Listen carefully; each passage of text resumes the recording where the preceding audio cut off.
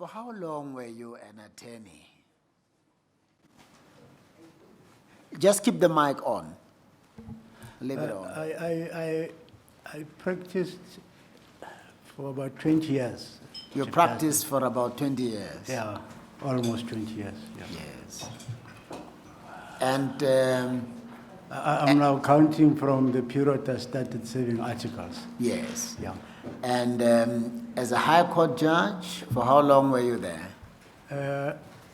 I came in 2003. I acted for that for a year, and then I got appointed permanent in 2004. Yes. So that gives us how many years?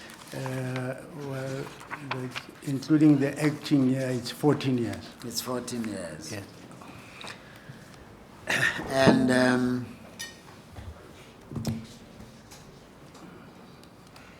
why did you do a master's degree on tax law? Well, I've always had an interest in tax, Chief Justice. You'll see that I first started off with a diploma. With a diploma, yes. Yes, and then I then went on to do a master's. And then in 2012, I actually was admitted to a PhD program with the University of Johannesburg. In 2012? Yes. Yes. But before I could start, I then got invited to act at the SCA in 2012. Yes. And, well, I just decided to concentrate at the SCA, and, I never pursued that, unfortunately. You don't want to be like your colleague Wallace, who pursued his PhD while he was on the bench? Yes, I have given serious consideration to that, Chief Justice, but the work is just too much. Yes. Yes. Yeah. And before I forget, what does what does a chancellor of a church do? I mean, is it like a university chancellor or what? Yes, in more ways. You preside when there's some graduation or ceremony. How does it work? Our church is governed by its own acts, by its own legislation. And I'm responsible for all the legislation that governs the operation of the church as an entire body. I oversee the appointment of the House of Bishops. The House of Bishops. I preside over synod. I assist to preside over synod, and just ensuring that all the laws of the church, the procedures are observed. Okay. Yeah. Are you involved in some kind of a process like this where they are considered for positions or what? Yes, we do have a screening, a very tight screening process. Candidates have to meet certain requirements, certain standards. Some kind of a JSC setup. That's correct, yes. Yes. Now, tell us about your experience at the Supreme Court of Appeal. Challenges, positive experiences that have shaped you up for the position you're applying for. Yes. I have been fortunate enough to have been assigned some challenging judgments to write. I can't, yes, and most of the judgments that I've written, many of them rather, they have had some constitutional implications. Yes. I've been fortunate that in almost 100% of them, I've had unanimous concurrence from my colleagues. I can't recall an instance where I had a dissension in any of the judgments that I've written, And I can also state that most of my judgments have been reported. They are all over the law reports. Yes. So, yes, it's been quite good. And your and challenges in that environment, in that space, what have they been? Yes, when I first went to the SCA in 2012, the first thing I discovered was that the atmosphere was not that conducive.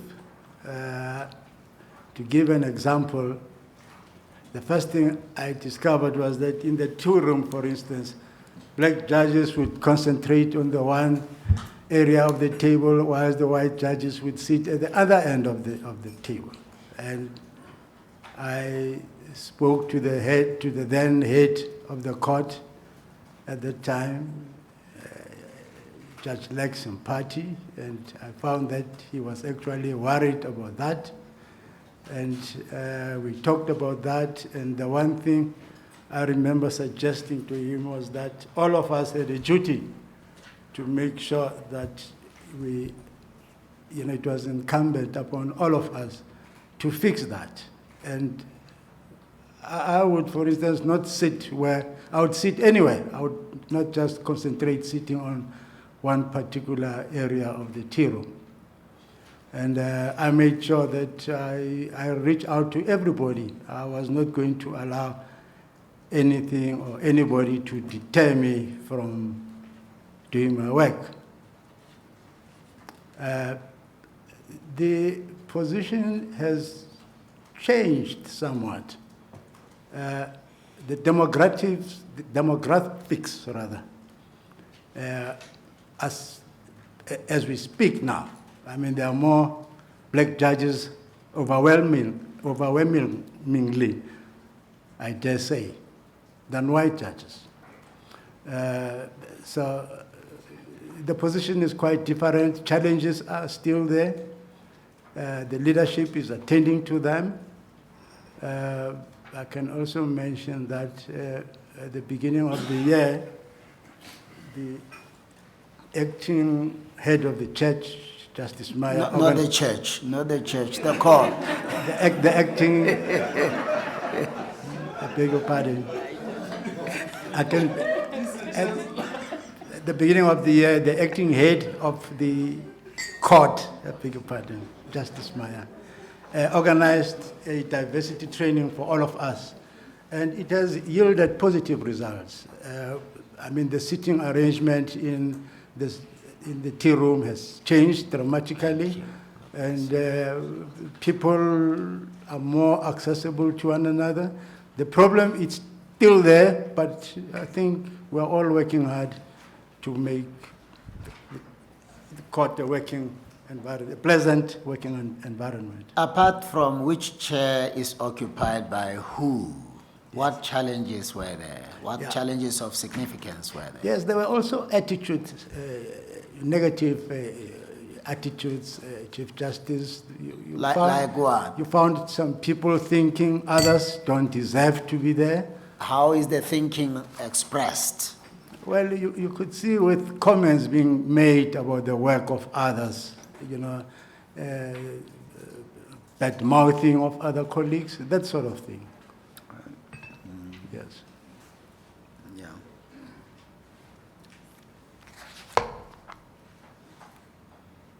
Now,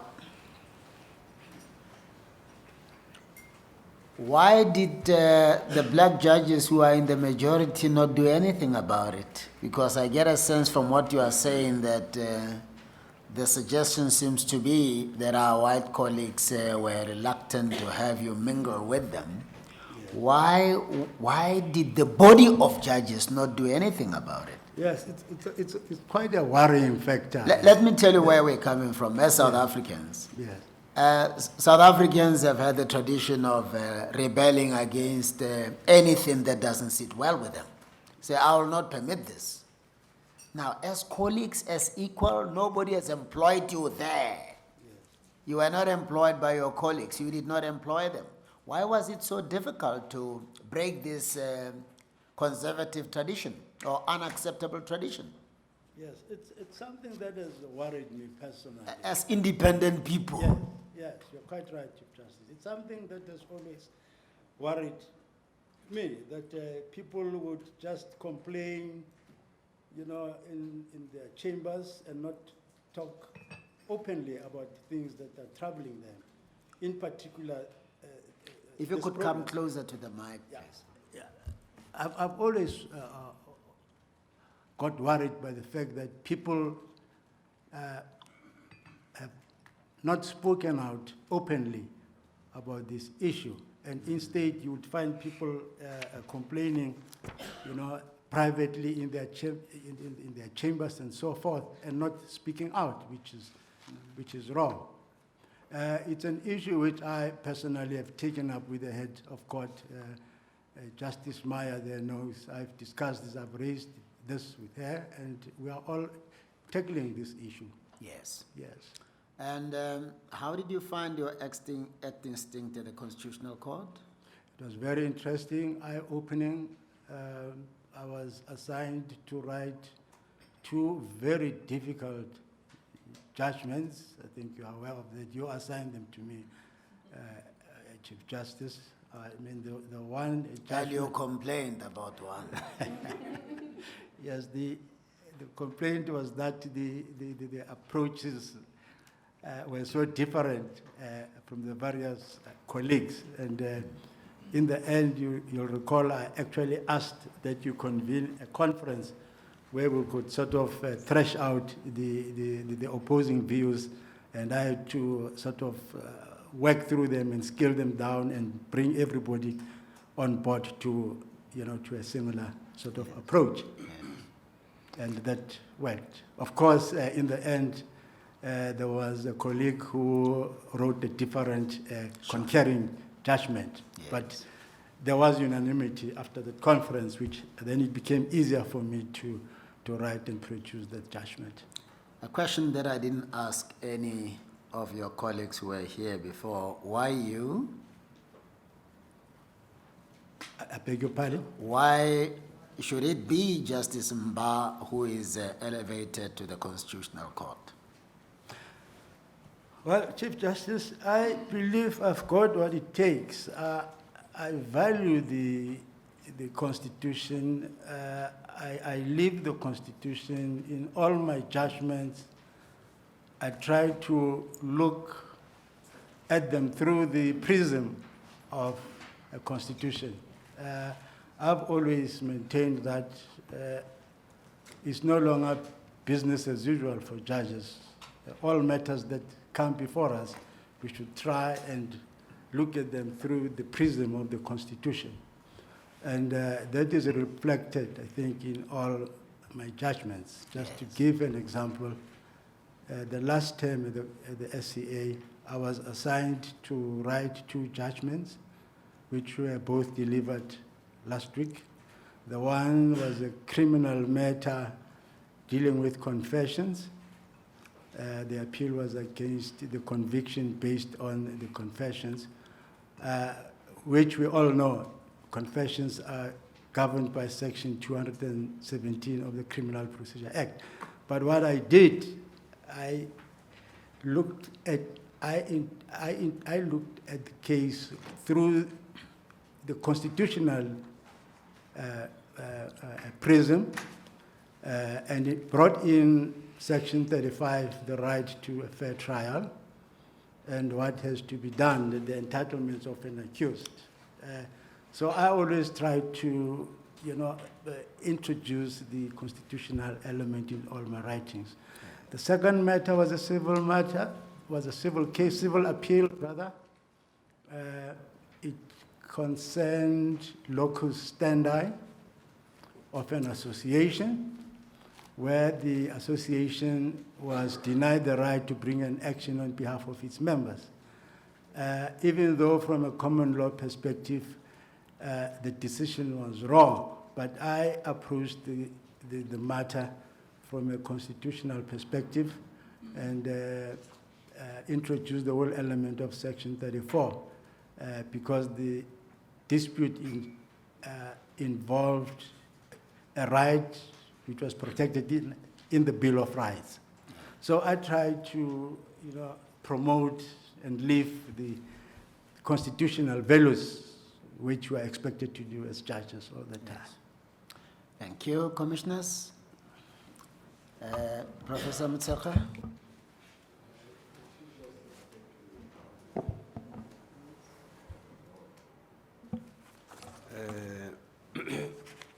Judge Mbha, is it correct that the first anti-colonial and anti-racist campaigner was Reverend Mangena Magemgoni, founder of the Ethiopian Church first?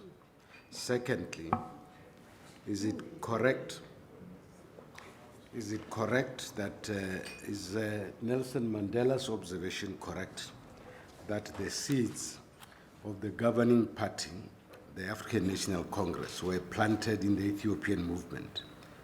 And if so, why has the church, under leaders of exceptional caliber like yourself, has not continued to support the efforts of government, including the efforts of the judiciary, to continue the struggle against racism that is necessary for the creation of a new South Africa, united in its diversity?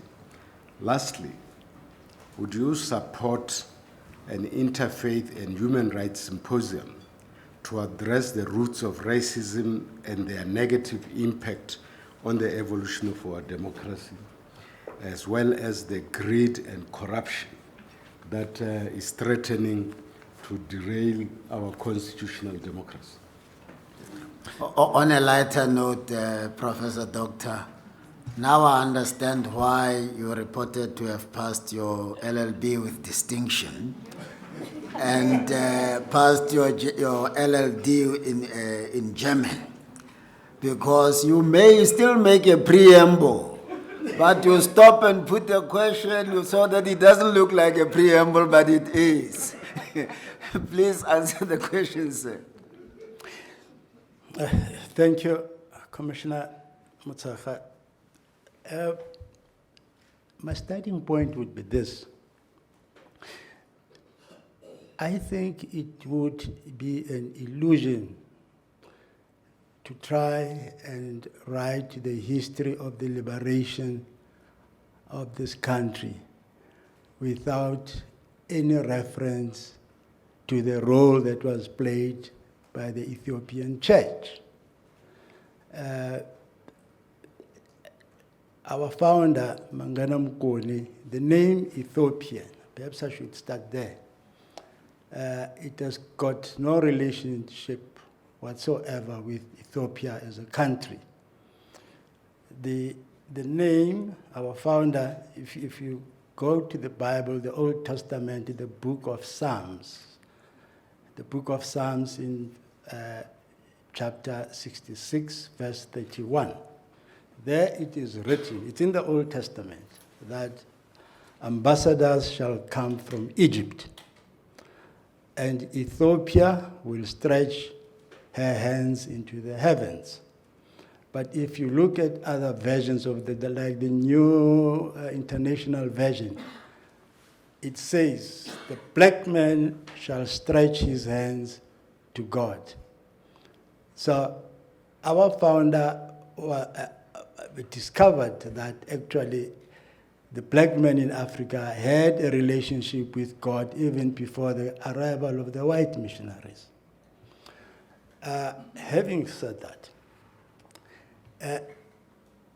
when the country became a union in 1910, and blacks were excluded, the Ethiopians were the ones who led a delegation to the United Kingdom to go and protest. And in 1912 in Mangaung, the meeting that led to the formation of the African National Congress, even there the Ethiopians were the chaplains of the movement they actually opened the conference in Mangaung in 1912. So the Ethiopian Church has been in the forefront. Presently, before I come to this, in 1992, our church was bedeviled by a very large schism. And the cause of that schism was because in the synod of that year, we had passed a resolution, synod had passed a resolution that women must be allowed to become priests and to become bishops and to be the leaders of the church. So we have been fighting, inequality between the sexes. Even to this day, one of our bishops, Bishop Mpumlwana, is a leading member of the South African Council of Churches. Our church is involved with the students. The fees must fall. We speak against corruption. It's in our papers, and we encourage people to report corruption wherever it raises its head. So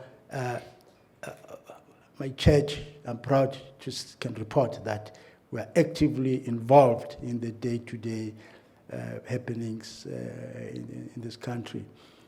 We are also members of the Interfaith Consultative Forum. Even there, we are represented by Bishop Malusi Mpumlwana, who many of you will know that was Steve Biko's right-hand man. He's actually mentioned in Steve Biko's book, I Write What I Like.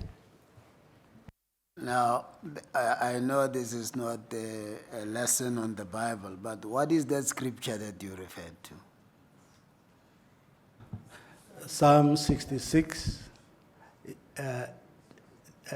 verse 31. No, Psalm 36 doesn't have verse 31. It's 68, verse 31. 68. Verse 31. All right, thank you. The Old Testament. Yes, it's correct.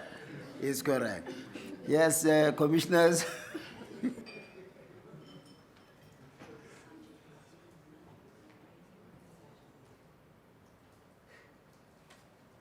Commissioner Modise? Yeah, I must confess, CJ, that my familiarity with the Bible is very scanty. So I will not go to the Psalms. But Mbha, your being a chancellor in the church, which you say is so closely linked to the social issues, and your being a judge, Yes. Does that present any conflict in any space? Thanks, Commissioner. It does not. In fact, I'll tell you that my faith has had a really positive impact on me in being a judge. The values that one finds and must espouse as a Christian, loving thy neighbor, caring for the poor, helping widows, and so forth. That is what our Constitution actually calls upon us to do. So I find that the two supplement one another very well. So I don't have any conflict between my church and being a judge. They actually complement one another. And in one of the books, I mean, one finds, I think in the second book of Chronicles, the Chief Justice, it is favorite, is quoted that before.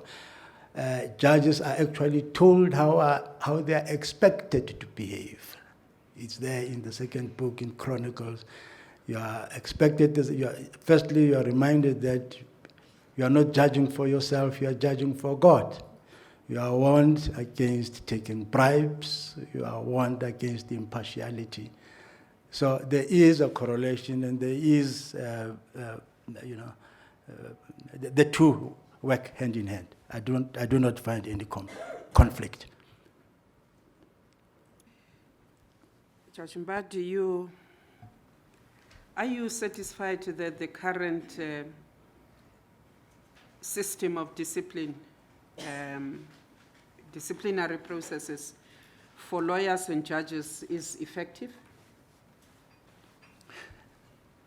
Well, no system can ever be perfect, but the system that is in place for disciplining both judges and lawyers and so forth, I think it is more than adequate, and it's doing a good job.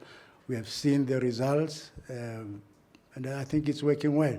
As I say, there is always room for improvement. If that is your opinion, why is there this continued perception that, and just to go back a little bit, in the last interview, CJ, one of your colleagues actually likened the disciplinary processes to peer review. Now, when peers review one another, they act as on the level, there is nobody above the other, and therefore it is usually very collegial, and nobody gives and receives the judgments or the sentences, whichever measures that needs to be. The censoring is usually very, for lack of a better word, a gentleman's agreement. Please Yes. behave, don't do that. Yeah. And therefore, we do not see a marked improvement in the perception that if you go back to the Judge Mutata case, we don't see any difference. We don't think there is anything that is happening. We don't see a finality of such measures. So if, for instance, these processes are adequate, why is it that we who are outside your system continue to see you as just doing what you want? Yes, it is true that these perceptions are there and they continue to be there. But you must remember, Commissioner Mudisa, that you may have the best system in place, but if you do not have the proper or people of character, I'm not saying this is the case here, the system is there, and I think it is more than adequate, but it has got to be implemented to the tilt. And people who are there must implement it without any fear and without any favor. You are quite correct that the perception is that some judges are getting away with it, their cases are not being resolved. That is very, very unfortunate. Some of us, we are worried, we have spoken out against that. And unfortunately, in some instances, people will delay the process on the basis that they are exercising their rights, constitutional rights. The case in point is the one that you've mentioned, where people will go to the court and want to challenge this and raise this constitutional issues just to delay the process.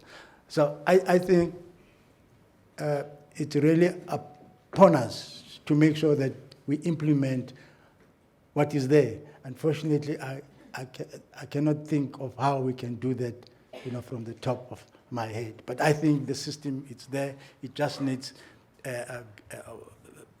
committed people who can really implement it and bring some of these cases to an end. There are actually an embarrassment to all of us, some of these cases. My final one, CJ, to the judge is, Judge, have you ever lain awake at night and wondered whether you have dealt with a particular manner, with a particular case, the way you really should have? And if it is so, would you like to share with us? Yes. As I mentioned earlier, I really have been blessed, I can say, to have always been assigned some challenging judgments. And there were instances where I would worry about a particular aspect of a judgment. To give you an example, the judgment I wrote at the Constitutional Court, which concerned the right of same partners to inherit interstate from one another. Same sex. Same-sex partners, yes. And the one aspect which was troubling me was whether I had to go and veer into a particular area of marriage as defined. And then in the end, I decided I was not going to go into that area. I was just going to confine myself to the issue as to whether same-sex partners could inherit interstate from one another. So that troubled me for days. And I think at some point I actually spoke to the Chief Justice about it, if I remember, or one of the other judges at the Concord. Yeah. So it has happened actually more than once, where I would really worry about a particular area in the judgment, that whether I had to deal with that or not. CJ, I thought that would be the particular case which would have brought him into conflict with his religious beliefs. Thank you. I'm taking it up. How was it possible for you, as the Chancellor of this church, to arrive at a position that some would say is in conflict with your religious beliefs? How was it possible for you to arrive at that conclusion? Why did you not go the religious way? The Constitution is the supreme law of the land. The Constitution criminalizes discrimination based on sexual orientation. My church, when it comes to such issues, we preach the gospel of love. Love everybody you come across, be it homosexual, be it gay, or whoever. So it did not present any problem to me. I had to apply the supreme law of the land. But isn't this the bottom line? It's either you become a judge or you become a preacher. And if it is a judge you want to be, then follow the Constitution. I don't agree, Chief Judge. You don't agree that the Constitution is supreme? If you can't apply it on the basis of religion, then rather go and preach the gospel. As I said, Chief Justice, if one looks, for instance, at the Old Testament, which is against homosexuality, but when you come to the New Testament, the gospel of Jesus is the gospel of love. No, I don't think you're... sorry. Yes. So I thought maybe I must interrupt you so that you don't answer the question I'm asking. I'm saying, whatever your perspective might be in relation to faith, yes. The Constitution is supreme. Yes. If you want to be a judge, you must apply the Constitution. Yes. Whatever your beliefs might be. Is that not what the attitude of a judge in South Africa should be? Quite correct. I'm going to apply the Constitution. Quite correct. Whether you have reservations or not, you must apply the Constitution. Quite correct. Yes. Commissioner Nyambi, is there a follow-up? Will I be correct to say, when you deal with a case, the only thing you look for answers from is the Constitution and nothing else? That's correct. Yes. Commissioner Nyambi? Afternoon, Judge Mbha. Afternoon, Commissioner. Is there any connection between democracy and the rule of law? Definitely. The two complement one another. In what way? The rule of law means that all people must observe all laws, and laws are binding on everybody. And democracy is it's on the same side of the same coin. The two speak to the same issues.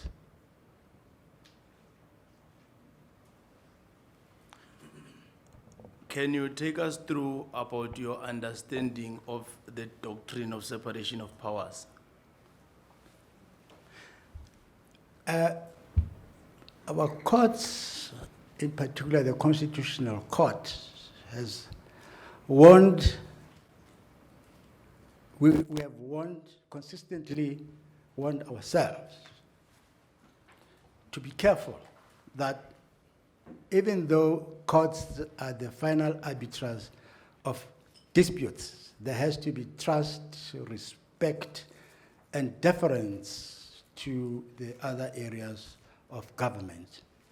It does it only in exceptional cases and where it is permitted by the Constitution, where the courts may intervene with the process in the two other legs of government. Otherwise, the separation of powers doctrine is very important. There has to be a deference rather, to what the other organs of states are doing. It's only in clear-cut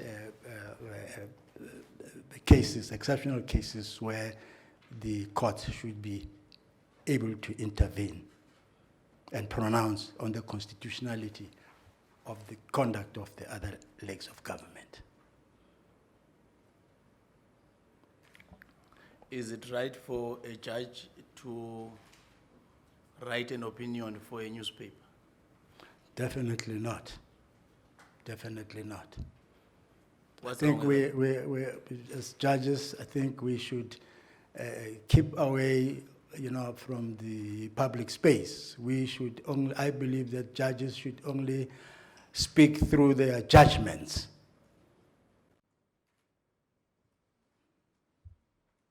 It was going to be my last one, but it's a follow-up. You said your church is involved in fighting corruption, fees must fall. So if they can request you to assist with that regard, how can you deal with that situation? I have actually been asked to comment and to be involved in that, and I've refused. I've refused. I've stayed away. I do my bit. We've got programs to assist students. We've got programs to assist the students from poor backgrounds, and that too, But I don't get involved in debates or such things in public. With as I say, I think I can only speak through my judgments. Thank you, CJ. Thank you. Commissioner Malema, follow up again? No, Chief Justice, Judge, and the problem is that every time a question of separation of powers is asked, judges are only confining themselves to the judicial.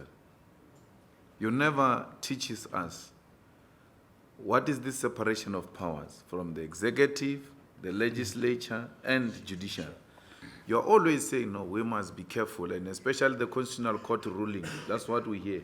It has taught us not to get involved in a manner that is unacceptable in other spheres of the state. But you don't tell us, what is it that other spheres of the state should not do, for instance, in interfering with the independence of the judiciary itself?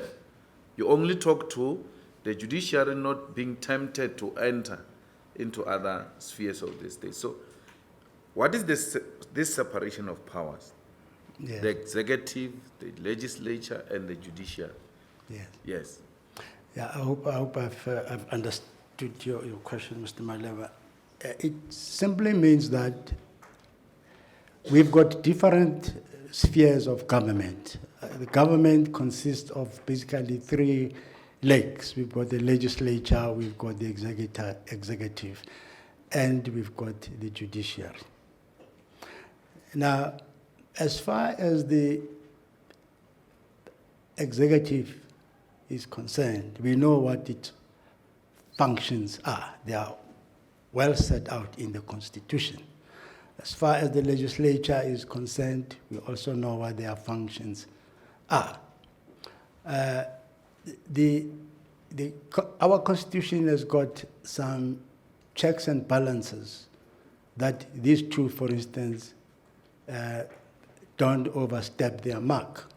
To give an example, the executive must be accountable to Parliament. Parliament has an oversight role over the executive. Whether that is happening or not, I won't go into that. But all that you'll find in the Constitution.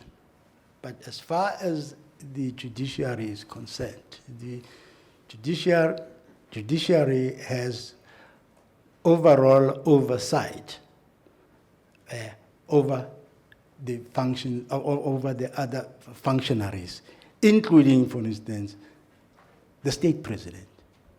But that has to be limited. Courts have got to be careful not just to get in, and all of that is in the Constitution. So that's what I mean by the separation of powers. Of course, I can only, and I think the same goes with the other colleagues who you've asked the same question, we'll always answer in relation to our own area, the judiciary. But the judiciary doesn't have an oversight role over anyone else? But the judiciary can declare an act of parliament, can declare the conduct of the president, can declare the conduct of the executive to be unconstitutional. And that is interpreting the law and not oversight. Yeah. Well, you can call it oversight, but I think we are really playing with weight. The Constitution states expressly, Mr. Malema, that the judiciary can declare an act of parliament unconstitutional, can declare the conduct of the president unconstitutional, and that. Whether you want to call that an oversight or whatever, but that is what the constitutional powers of our court. Yeah, but the judges must be very careful with usage of words. You have to be precise. I thought I am. I think I am. Is there a difference between a state and government? I beg your pardon? There a difference between a state and government? Yes, there is. When you talk of the state, you talk of the government, the country, the people. But when you talk of the government, you're talking of governance. So the two are different from that point. I'm not sure if I'm getting the answer. I'm not sure if you're giving me, I don't know. What is the difference between government and the state? I think I've answered that. Chief Justice, can I please be assisted to get an answer on the difference between the state and government? Mr. Malema, I've answered you. It's either you agree or you don't agree with me. I'll repeat for your benefit. I say to you that when you talk of the state, you talk of the country, you talk of the government, you talk of the people in that country. That is the state. When you talk of the state, South Africa as a state, you mean people who live with it geographically and everything. But when you talk of government, you are talking of specific organs whose duty are to run the country, to govern. I think I can't put it better than that. Thank you, the Judge of the Supreme Court of Appeal. Judge Mbha, I just want to quickly run through something with you. This notion that judges speak through their judgments. If traditional leaders were to invite you to come and address them, whether it's on traditional governance, whether it is on royal etiquette, whether it is on traditional judicial system, because it would not be writing a judgment, are you permitted to go and speak to them? I would rather not, Chief Justice. Why not? One has got to choose one's audience. I do a lot of judicial training. I do a lot of work with the with the law faculty at the University of Johannesburg. And I go there for a specific purpose. But to get involved in general social issues, I think one should stay clear of those as a judge. But for instance, if at all the traditional chiefs would invite me at their gathering to speak about how courts work, how judges work, for instance, I wouldn't see anything wrong with that. But if at all, you know, the topic is going to veer into general social issues, then I think one should stay away from that. If you're invited by a group of either public protectors from around the world to come and address them, it's not judgment writing. Are you supposed to, is it permissible? Is it advisable to go and address that audience? Well, I think it would depend really on what the topic is. I mean, the topic would guide me. If for instance, I would have to come and explain, for instance, the relevance of our Section 9 bodies in the Constitution, I wouldn't see anything wrong with that. What is the principle behind discouraging judges from speaking in public? What is sought to be avoided?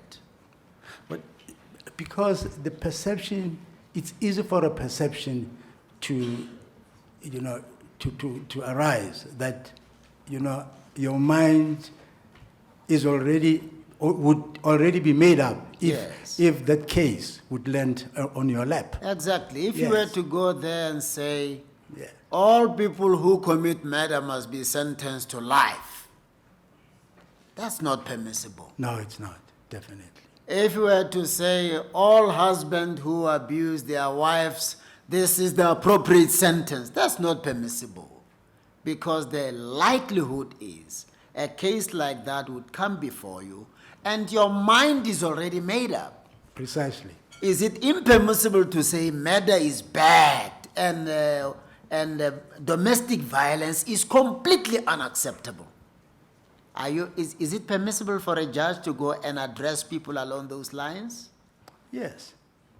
Even if it's not a judgment you are writing? Yes, I think it's, if you were to, for instance, address the youngsters on behavior, I really see nothing wrong with that. Yes. As long as it's not a matter which could be judicious and which could, in all likelihood, land on your lap. Professor Mutsaka? Is there a follow-up? Because there are others, yes. Is there a okay. follow-up? Judge Mbha, look at us as a university community now. And we have invited you to address the question whether or not Section 25 of the Constitution allows expropriation of land without compensation. Would you say, please, I want answer, because this matter may arise before me in future? No, talking about or explaining what the Constitution says, what is contained in the Constitution, I see nothing wrong with that. As long as I'm not going to be expected to pronounce on the pros and cons of what is in that clause. Explaining what is in the Constitution, teaching about the Constitution, I don't see anything wrong with that. The students ask questions about the pros and cons. What would you do then?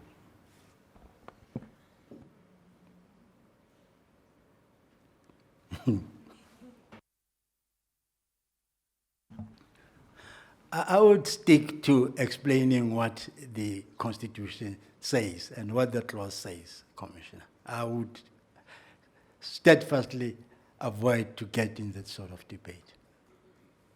Commissioner Stock, you said there's a follow-up? No, thank you very much, CJ. Good afternoon, Judge Mbha.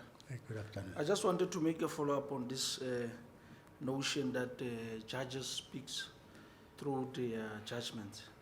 Now, I want to pose a specific question to you by saying that, do you think that if a judge, for an example, is invited to render maybe a lecture around the life and times of one of the struggle heroes that have passed on, or for an example, Uwar Tambo lecture, Yes. and then you go and address that lecture, and then there's a question that comes out of the lecture that you have rendered, what is going to be your response to it? Are you going to say, no, I will still have to write a judgment about this lecture? Or are you going to say, this is how, this is what my response on the lecture that I've given? I want us to be practical on it. Yes. Can you please give us a clear answer as to what will be your response? Yeah. Let's put yourself in that shoes, Yes. in those shoes. Thanks. Thank you. Firstly, there are two things that would be very important. Firstly, who is inviting me to come and address them? That's the first thing. Secondly, what is the topic? What is the topic? Thirdly, of course, is that topic an issue which is likely to result in a case that would land on my lap? Those are the three main considerations. I have, on numerous occasions, been invited to speak about some of our heroes. I've addressed gathering on Mangeno Mukoni, for instance. I've spoken about Robert Sobukwe, for instance, the struggle and so forth. It's not an issue that is likely to result in a case that would land on my desk. So the guiding principles here is who is my audience and what is the topic. I hope I've answered you. No, thank you for the response, Judge Mbha.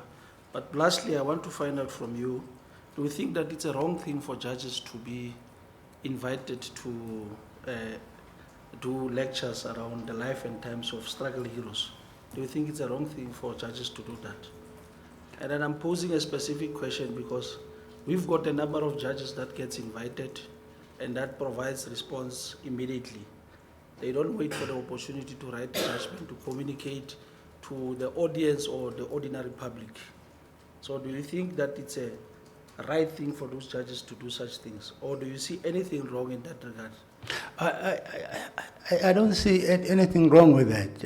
As I say, it's the topic. I mean, if at all, it's for instance, the Bram Fischer Memorial Lecture. The Bram Fischer Memorial Lecture. I see nothing wrong with the judge being invited and go and talk about the lives of Bram Fischer. There's no likelihood of any case arising from that. So I would see no problem with that. Isn't the problem really about what you say and how you say it? Yes. Exactly. Commissioner Malem. Just a small follow-up because they are talking about personalities. Let's talk about an issue. Can a judge speak about a land question, for instance? Can you come and give us a lecture on land dispossession in this country and what are the possible solutions to that?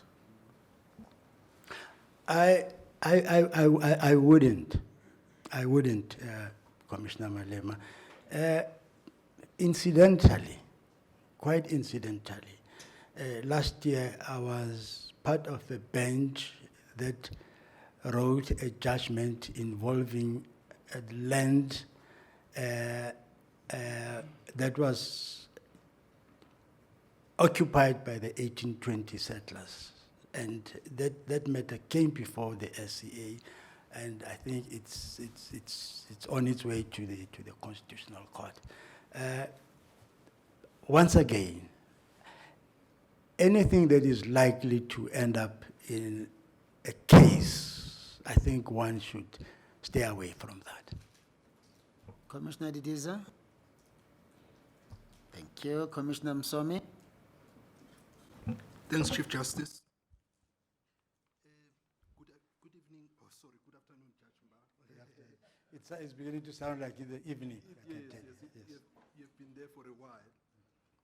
Judge Mbha, there is a case that you touched on, which I would like to go back to, because the commentary from a constitutional expert, Professor Pierre DeForce, says when the Constitutional Court handed down judgment in that case of Lobshner versus Dublin and another, you guys used, I'm sorry to say you guys, the judges, used commas when you were referring to marriage or civil unions.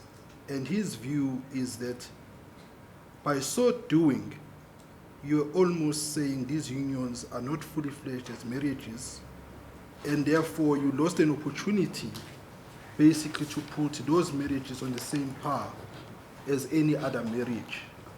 Obviously, the impression that is being created here is that you lost an opportunity to portray an image of a progressive bench that is going to see these marriages for what they really are, being marriages. What's your comment?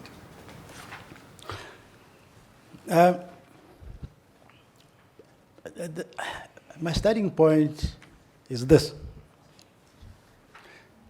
When you sit in judgment, the first thing as a judge you've got to determine is what is the issue that is before you? What is the mandate that has been given by you, by the litigants? Now, in Lobshire, the judgment which I of course wrote, the issue was whether same-sex partners who are in a permanent relationship and who are owing reciprocal rights of support to one another can inherit interstate from one another. That was the issue before the court. That is the issue that I had to decide. Now, the court, the outcome was that such spouses can inherit interstate. The issue had, in my view, had nothing to do with the definition of marriage, how it was and before, after the amendment. The Civil Union Act, CUA, it deals specifically with civil unions. That is, people who have opted to marry. Now, the case before us was not concerned with that. In fact, the whole debate with my colleagues was whether we should go that route and also deal with the marriage as defined, precisely the point you are raising. And my take was that there is a case called Folks, which dealt with that issue. And my take was that the two issues are different. We are not dealing with the issue of marriage, how it is, how it's defined, who it involves in that. So from that point of view, I think the force's criticism was unjustified. No, thanks for clarifying that. Because I mean, If you could speak to the mic, Commissioner Msomi, we struggled to hear you for the better part of the first question. yeah, thanks for that, because he also refers to that particular judgment. Yes. And he says it was written in a sexist manner and the judge, basically the court, had an opportunity to correct perceptions perhaps Yes. about its sexist approach to Yes. this kind of matters, yeah. Yes, quite right. Yeah.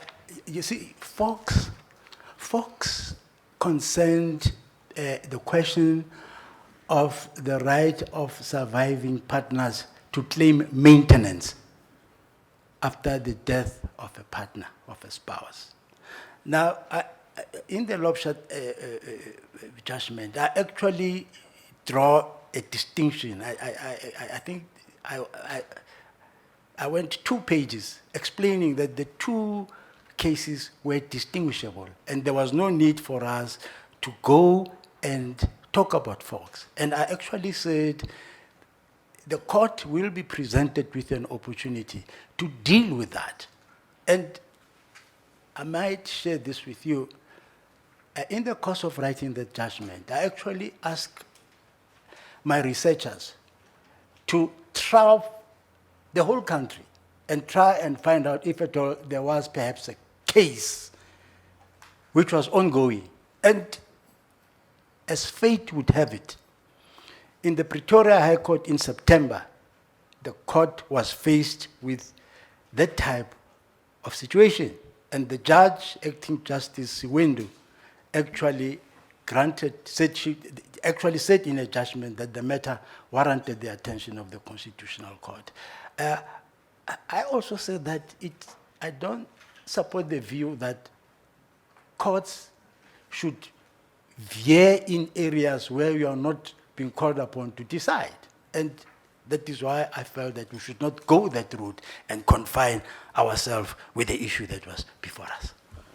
Given that comment, then, Judge Mbha, would it be fair to characterize you as someone who exercises judicial restraint vis-a-vis judicial activism? You're not a guy who's going to descend into the arena and basically expand and give, as I say, reasons so as to be labeled a judicial activist. No, I am a judicial activist, I can tell you. Starting with the case of what is called the Gori versus Culver judgment, where the Constitutional Court read in a particular angle, a particular right into existing legislation. And in the Lobsha judgment, I actually emphasized that principle. Within, of course, certain defined perimeters, there is, leeway to be active, but of course it must be within a certain confined space. Finally, Judge Mbha, there is 1 vacancy in the Constitutional Court. Yes. There are 5 applicants. Let us assume if you were to give counsel, candidates being of equal stature, equal experience, of the same capabilities, but one was a woman and one was a man, what advice would you give to this commission as to the name to put forward, given the present composition of the Constitutional Court? Thank you. Well, gender, it's a promotion of gender on the bench. It is a constitutional imperative. If I am for the promotion of gender equality on the bench, and if at all there was or there is rather a female candidate with equal or better qualification or capability than me, I would have no problem with that candidate being elevated. I may also mention that in my whole career, I've actively actually promoted upliftment of women.